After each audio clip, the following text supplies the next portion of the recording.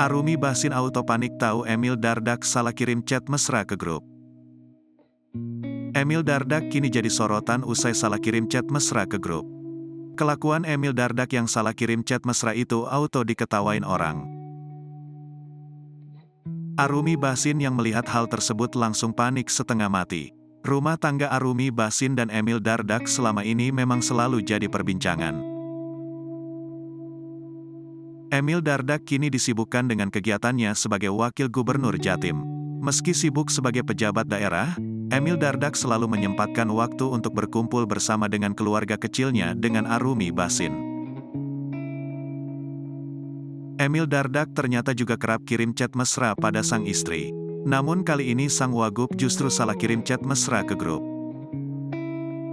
Hal itu bisa dilihat melalui akun Instagram @arumibahsin_94, Rabu, tanggal 24 Januari tahun 2024.